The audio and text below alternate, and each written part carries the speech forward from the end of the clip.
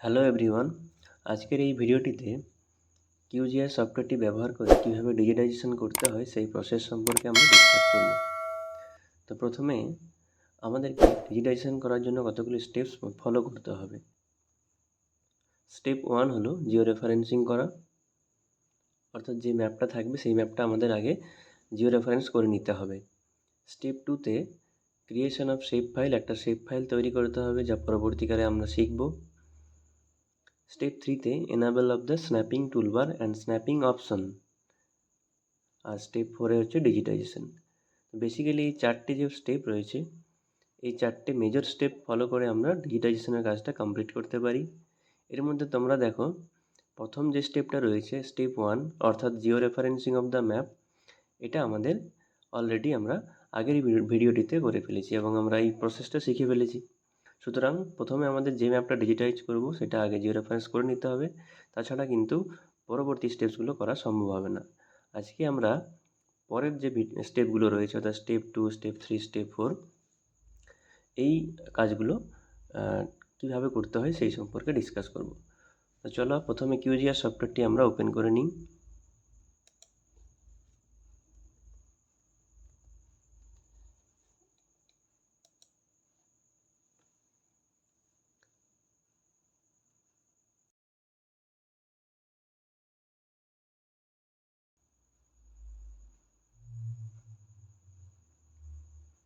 কিউজিআর সফটওয়্যারটি ওপেন হওয়ার পর এখানে আমাদেরকে যে ম্যাপটা জিও রেফারেন্স করেছিলাম, আমরা আগের ভিডিওটিতে দেখেছি যে ম্যাপটা জিও রেফারেন্স আমরা করেছিলাম, সেই ম্যাপটা প্রথমে অ্যাড করে নিতে হবে। তাহলে সেই ম্যাপটা আমরা প্রথমে অ্যাড করব। এখানে একটা জিনিস মনে করে রাখতে হবে যাতে এটা ভুল না হয়, যে আমরা সেই ম্যাপটাই অ্যাড করব যেটা জিও রেফারেন্স করা ম্যাপ, যেটা আমরা স্ক্যান্ড ম্যাপ যেটা রয়েছে সেটা নয়, কিন্তু এখানে জিও রেফারেন্স করা ম্যাপটাকে অ্যাড করব। তো সেই জন্য প্রথমে আমাদের লেয়ারে চলে যেতে হবে, লেয়ার অপশনে। লেয়ারে গিয়ে আমরা অ্যাড লেয়ারে যাব। অ্যাড লেয়ারে যাওয়ার পর এখান থেকে আমরা অ্যাড রেস্টার লেয়ারে ক্লিক করার পরে আমরা এই যে এখানে যে 3 ডট রয়েছে, এই 3 ডটে এখান থেকে ব্রাউজ অপশানে গিয়ে আমরা যেটা জিও রেফারেন্স করেছিলাম সেই ম্যাপটাকে অ্যাড করব। এখানে যেমন আমি দেখতে পাচ্ছি যে এটা আমরা জিও রেফারেন্স করেছিলাম এবং তার নাম দিয়েছিলাম জিও রেফারেন্সড ম্যাপ। এখানে এটা খুব ইম্পর্ট্যান্ট যে আমরা যখন জিও রেফারেন্সিং করছি তখন ট্রান্সফরমেশন সেটিংয়ের সময় আমরা কী নাম দিচ্ছি সেইটা খুব ইম্পর্ট্যান্ট, এবং সেই ম্যাপটাই এখানে আমাদেরকে অ্যাড করতে হবে। তাহলে আমরা যেহেতু ম্যাপটাকে জিও রেফারেন্সড নাম দিয়েছিলাম আগের ভিডিওটিতে, তো সুতরাং এই ম্যাপটা হচ্ছে জিও রেফারেন্স। সুতরাং এটা সিলেক্ট করে আমরা ওপেন করলাম। ওপেন করার পর এখানে অ্যাড করলাম। অ্যাড করলে আমরা দেখতে পাচ্ছি, অ্যাড করার পর ক্লোজ করলাম, ক্লোজ করে দেখতে পাচ্ছি ম্যাপটা অ্যাড হয়ে গেছে। এখন এই যে এগুলো এটা আরেকটা উপায় আছে যে এটা জিও রেফারেন্স রয়েছে কিনা সেটা দেখার। সেটা আমরা এই যে এখানে যে কোঅর্ডিনেট বক্সটা রয়েছে, এই কোঅর্ডিনেট বক্স থেকেও দেখে নিতে পারি। এবং আমরা যখন কার্সারটা এই পয়েন্টে নিয়ে যাব, এই পয়েন্টে নিয়ে গেলে এর ভ্যালু কত না 86 ডিগ্রি 30 মিনিট আর 23 ডিগ্রি 30 মিনিট। তাহলে আমাদের কোঅর্ডিনেট বক্স যেটা নিচে রয়েছে সেখানে সেই ভ্যালুটা দেখাবে এখানে, এবং এটা এখানে ডেসিমাল ডিগ্রিতে রয়েছে। এটাকে আমাদেরকে যদি ডিগ্রি মিনিটে আনতে হয় তার জন্য এই ইপিএসজি এখানে রয়েছে, এইটা করে ইপিএসজিতে ক্লিক করলে এই যে কোণে এখানে যে লেখা রয়েছে ইপিএসজি, এখানে ক্লিক করার পরে একটা উইন্ডো খুলবে। এখানে জেনারেলে যাওয়ার পর এখানে কোঅর্ডিনেট যে ডিসপ্লে রয়েছে এটাকে আমরা ডিগ্রি মিনিট সেকেন্ডে করে অ্যাপ্লাই করব, দেন ওকে।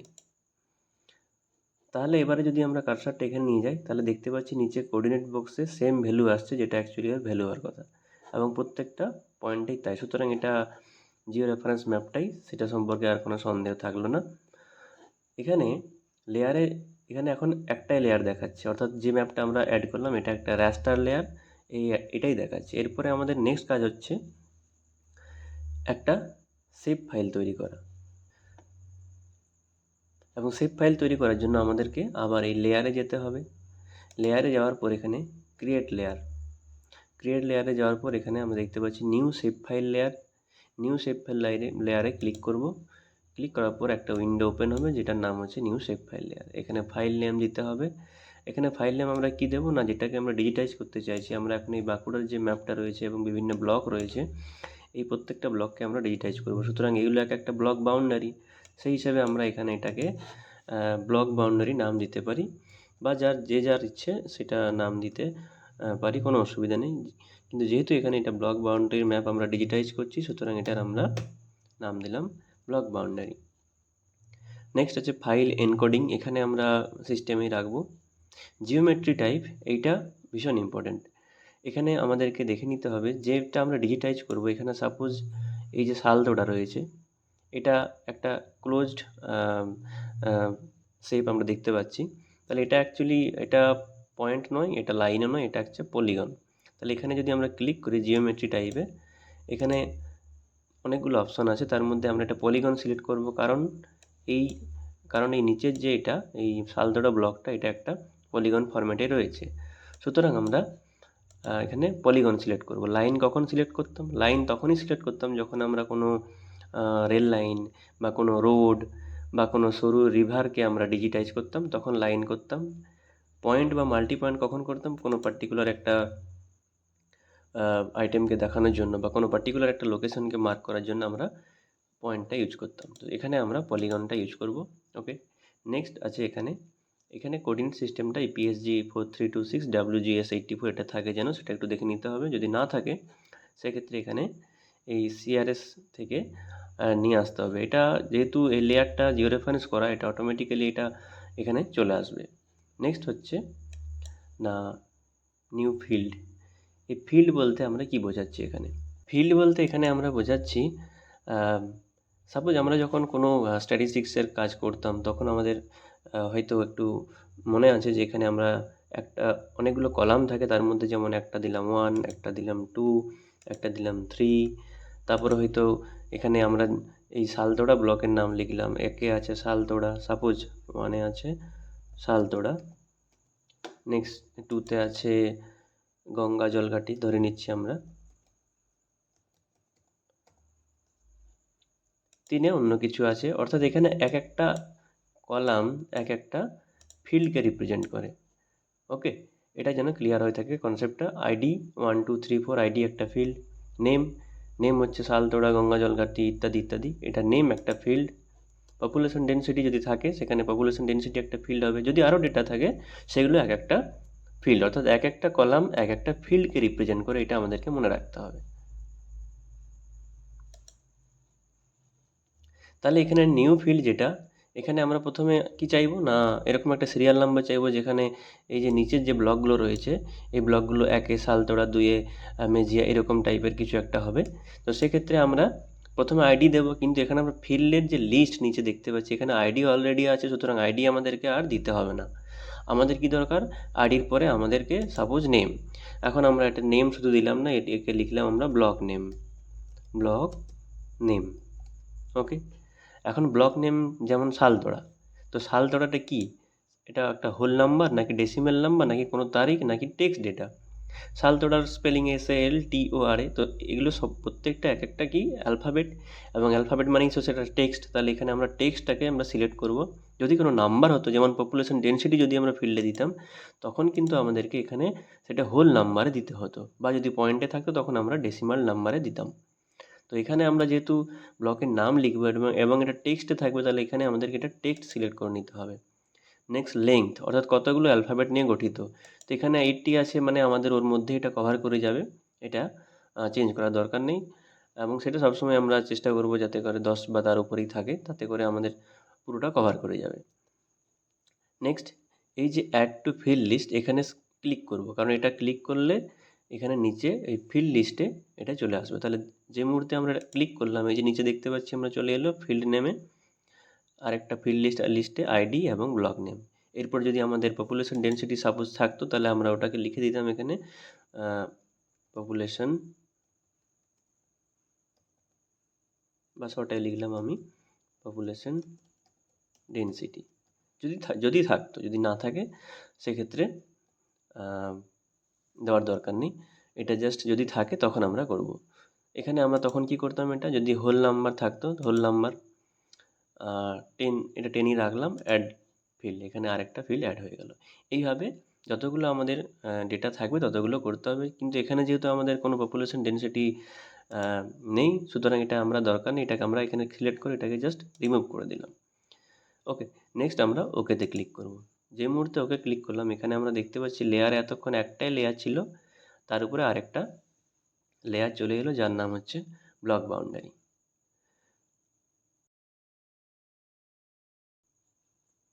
তাহলে আমাদের স্টেপ 2 যেটা অর্থাৎ ক্রিয়েশন অফ শেপ ফাইল এটা কমপ্লিট হলো।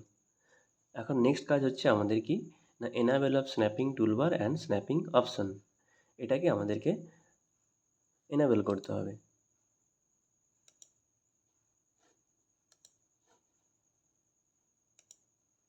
যদি এখানে কোথাও স্ন্যাপিং টুলবার না থাকে এনাবেল হয়ে, সেক্ষেত্রে আমাদেরকে এই পজিশনে অর্থাৎ সফটওয়্যারে এই যে টুলবারের যে অপশানগুলো রয়েছে এখানে রাইট ক্লিক করে এখানে আমরা দেখতে পাচ্ছি এই যে স্ন্যাপিং টুলবার, এটাকে চেক করে দিতে হবে। চেক করলেই এই যে স্ন্যাপিং টুলবারটা এই যে ম্যাগনেটের মতো একটা সিম্বল রয়েছে এনাবেল স্ন্যাপিং, এটা চলে আসবে।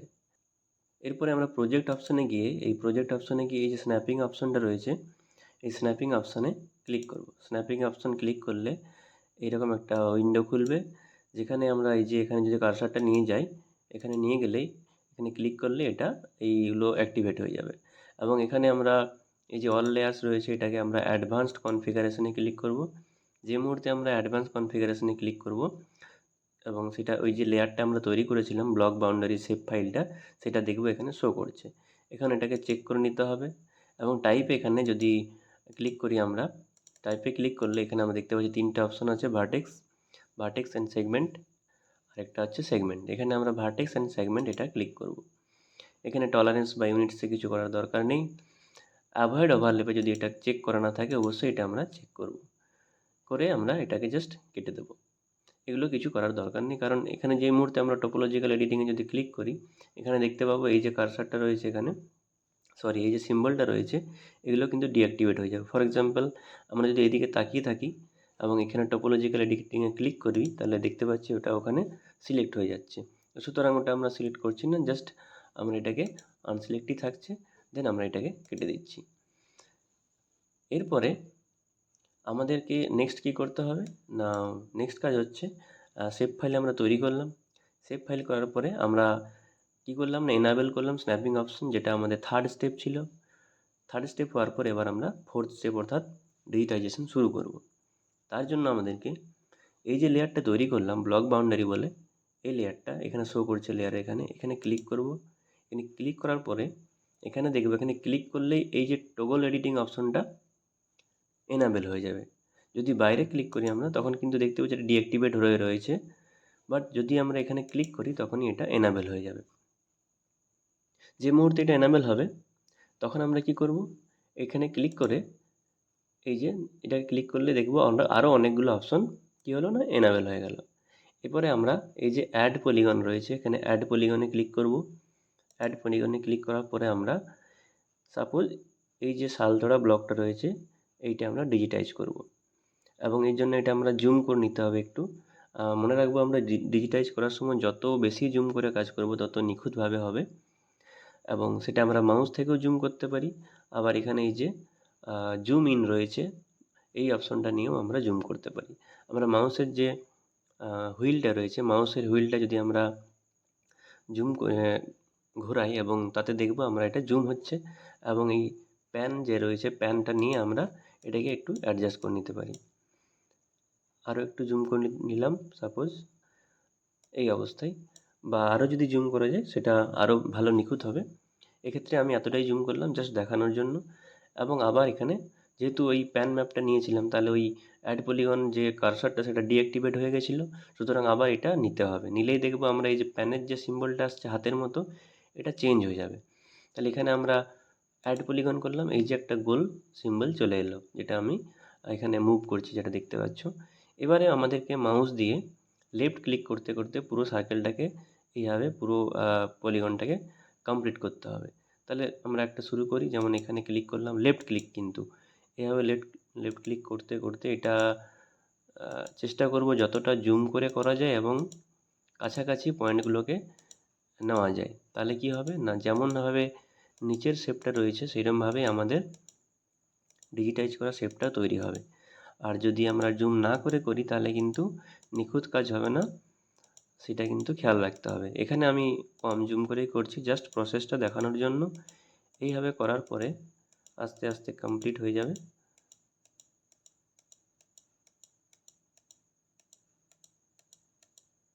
ওকে, এরপরে যেখান থেকে শুরু করেছিলাম সেই পয়েন্টে আসার পর তার উপর জাস্ট রাইট ক্লিক করব। রাইট ক্লিক, কিন্তু রাইট ক্লিক করলে এরকম একটা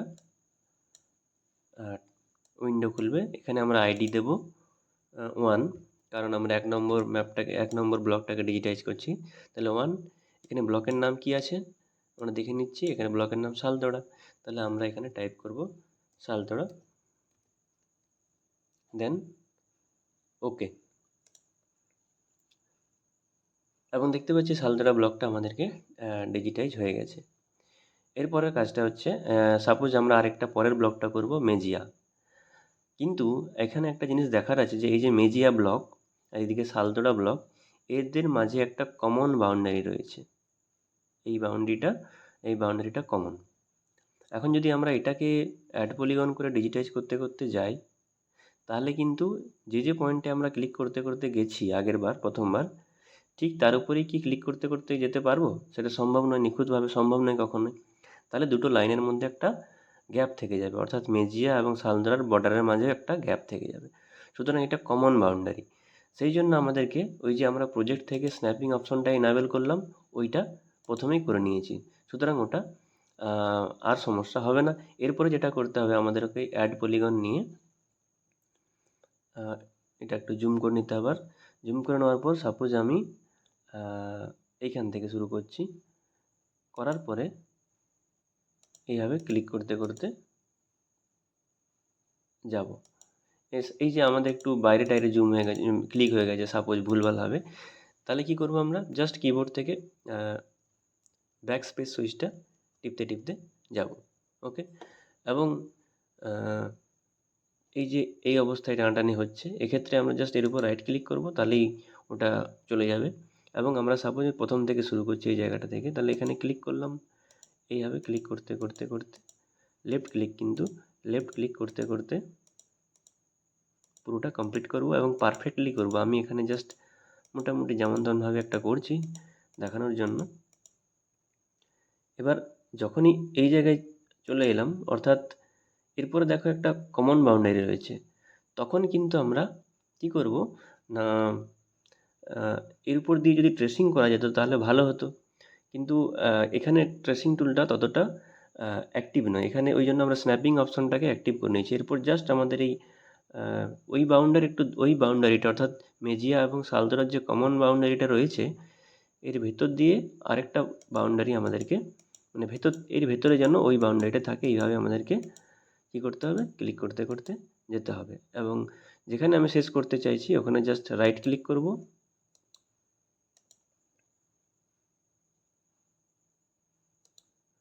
রাইট ক্লিক করার পরে এর নাম দিলাম, সাপোজ আইডি দিলাম 2। নাম কি? নাম আছে মেজিয়া, MEJHIA, মেজিয়া। দেন ওকে। দেখো এবার এটা কি সুন্দর, মানে কমন বাউন্ডারিটা অলরেডি স্ন্যাপড হয়ে গেছে। অর্থাৎ স্ন্যাপিং টুলবারের বা স্ন্যাপিং অপশনের এটাই সুবিধা যে ওটা অটোমেটিক্যালি সফটওয়্যার সেই জায়গাটাকে, কমন বাউন্ডারিটাকে স্ন্যাপিং করে নেয়। এইভাবে আমরা করতে করতে আরেকটা ব্লক করি। সাপোজ আমরা এরপরে করতে চাইছি গঙ্গাজল ঘাটি ব্লকটা। তাহলে গঙ্গাজল ঘাটি ব্লকটা যখন করব তখন একটা জিনিস দেখার আছে, এই গঙ্গাজল ঘাটি ব্লকটার দুটো কমন বাউন্ডারি রয়েছে, এই আমাদের মেজিয়া ব্লকের সঙ্গে, আবার এখানে আমাদের শালতোড়ার সঙ্গে। তো এমন কিছু জটিল প্রসেস নয়। এরপরে জাস্ট যেমনটা করেছিলাম ঠিক সেইভাবেই রিপিট করব। অর্থাৎ এইখান থেকে শুরু করলাম সাপোজ,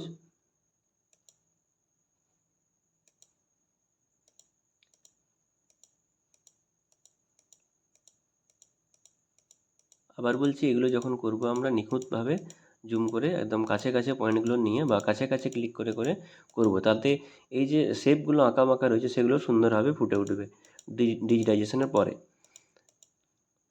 ওকে, আবার আমরা এই কমন বাউন্ডারির কাছাকাছি চলে এসেছি। সুতরাং জাস্ট এখানে আমরা কি করব, আবার ওই একই ব্যাপার, জাস্ট ওই পয়েন্টে ক্লিক করে ভেতর দিয়ে আরেকটা আমরা বাউন্ডারিটাকে কমপ্লিট করব, যাতে ওর মধ্যে পুরো কমন বাউন্ডারিটা চলে আসে। আসার পর যে পয়েন্টে শুরু করেছিলাম ওখানে গিয়ে জাস্ট রাইট ক্লিক করে আবার এটা কী নাম হবে, এটার আইডি হবে 3, তাহলে এখানে 3 দিলাম। 3 দেওয়ার পরে এটার নাম হচ্ছে গঙ্গা জলঘাটি, জাস্ট আমরা নাম দিলাম গঙ্গা, ফর এক্সাম্পল শর্টে দিলাম গঙ্গা। দেন ওকে, দেখতে পাচ্ছি আবার 3 নম্বর ব্লকটাও হয়ে গেছে।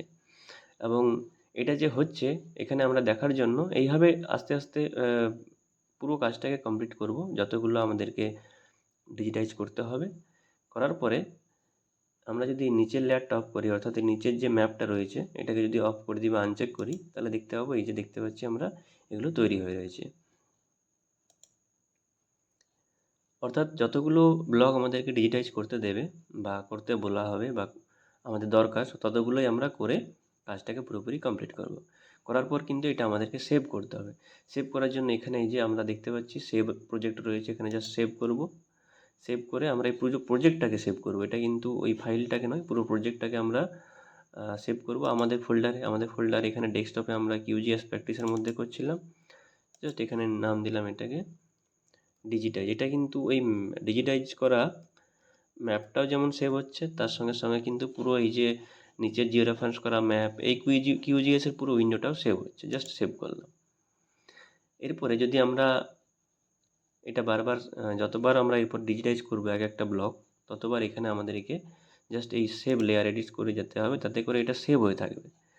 এরপর ফাইনালি যখন আমাদের ডিজিটাইজ করা কমপ্লিট হয়ে যাবে, যতগুলো ব্লক থাকবে, তখন এর উপর রাইট ক্লিক করে আমরা এখানে দেখতে পাচ্ছি এক্সপোর্ট আছে, এক্সপোর্টে গিয়ে সেভ ফিচার্স অ্যাজ করে এটাকে আমরা সেভ করে রাখতে পারি। এখানে ফরম্যাট জিও প্যাকেজ আছে, তো এটা আমরা সেভ ফাইলে করেছিলাম, এটা আমরা সেভ ফাইল হিসাবে সেভ করব। ওকে, জাস্ট সেভ ফাইল এবং নাম দিলাম, নাম দেব এখানে ব্রাউজ করে যে ফোল্ডারটা আমরা কাজ করছি সেখানে গিয়ে জাস্ট এই কিউজিএস এর মধ্যে আমরা কাজ করছিলাম, আমরা নাম দিলাম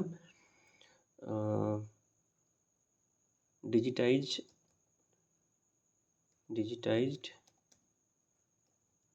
ব্লক বাউন্ডারি, দেন সেভ।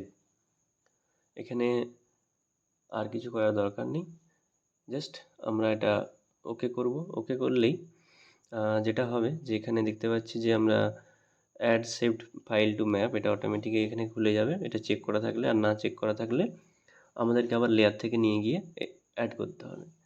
তো আমরা যদি ওকে করি, দেখতে পাচ্ছি ওটাও এখানে খুলে গেছে, ওইটা যেটা আমরা সেভ করলাম।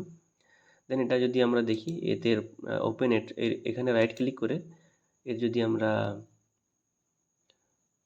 এই ওপেন অ্যাট্রিবিউট টেবিলে যাই, এখানে দেখতে পাবো এই যে আইডি চলে এসছে, ব্লক নেম চলে এসছে। যদি এখানে পপুলেশন ডেনসিটি দিতাম ওটাও চলে আসতো। এইভাবে ডিজিটাইজটা কমপ্লিট করব আমরা। এখানে শুধু এই ভিডিওটিতে আমরা শুধু দেখলাম যে ডিজিটাইজেশনের কাজটা কীভাবে কমপ্লিট হলো। এই ডিজিটাইজেশনের আরেকটা পার্ট 2 ভিডিও হবে, যেখানে আমরা দেখব যে ডিজিটাইজ হওয়ার পরে প্রত্যেকটা ডিজিটাইজ করা ব্লকগুলোকে কীভাবে আমরা সাজাবো, বা আমরা যদি প্রত্যেকটা ব্লক আলাদা আলাদা কালার করতে চাই, প্রত্যেকের আলাদা আলাদা নাম করতে চাই, যেটাকে আমরা লেআউট বলছি বা লেবেলিং বলছি, সেটা করতে চাই, তখন সেই কাজটা পরে আমরা করব। অর্থাৎ এই হলো ডিজিটাইজেশন। পরের ভিডিওটিতে আমি দেখাবো যে কীভাবে এগুলোর কালারগুলো চেঞ্জ করা যায়, এদের নাম আসবে, বা যদি থিমেটিক ম্যাপিংয়ের ক্ষেত্রেও আমরা তখন দেখব যে কীভাবে করা যায়। ওকে, আজকের ভিডিওটা এতটাই। ভালো লাগলে অবশ্যই ভিডিওটিকে লাইক করে এবং চ্যানেলটিকে সাবস্ক্রাইব করে পরের ভিডিওর আপডেটের জন্য ফলো করে নেবেন।